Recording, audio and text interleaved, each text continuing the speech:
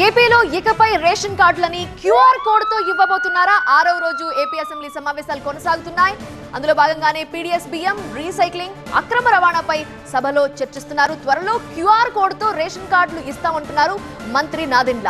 EKYC, AI కెమెరాల సాయంతో అక్రమ రవాణాని కూడా చెక్ పెడతామని మంత్రి నాదెండ్ల మనోహర్ స్పష్టం చేశారు. క్యూఆర్ కోడ్స్ తోటి మేము రేషన్ కార్డు ఇవ్వబోతున్నాం అధ్యక్ష త్వరలోనే. దీంతో పాటు గౌరవ సుప్రీంకోర్టు ఆదేశాల మేరకు ఈ కేవైసీ 100% అన్ని రేషన్ కార్డ్స్ని కూడా ఈ కేవైసీ ప్రకారంగా మేము ఆ నామ్స్ ప్రకారంగా పూర్తి చేస్తున్నాం అధ్యక్ష. టెక్నాలజీని కూడా మేము చాలా జాగ్రత్తగా ఉపయోగించుకుని ముందుకెళ్తున్నాం అధ్యక్ష. ప్రస్తుతం మాకున్న ఈ పాస్ మెషిన్స్తో పాటు ఆర్టిఫిషియల్ ఇంటెలిజెన్స్ కెమెరాస్ కూడా మేము ఇన్స్టాల్ చేయడానికి చర్యలు తీసుకోబోతున్నాం. త్వరలోనే ప్రతి బఫర్ గోడౌన్లో కూడా స్టాక్ మూవ్మెంట్ గురించి మాకు ఆర్టిఫిషియల్ ఇంటెలిజెన్స్ కెమెరాస్ ద్వారా ఎంత సరుకు వచ్చింది, ఎంత వెళ్ళింది, ఏ వెహికల్లో వెళ్ళింది అనే దానిపైన మాకు పూర్తి సమాచారం అందే విధంగా మేము దాని గురించి కూడా మేము కొంచెం చర్యలు తీసుకుంటామని గౌరవ సభ్యులందరికీ ఈ సమాచారం అందిస్తూ తప్పకుండా ఈ వ్యవస్థ ప్రక్షాళన కోసం మనందరం కూడా కలిసి ముందుకెళ్దాం.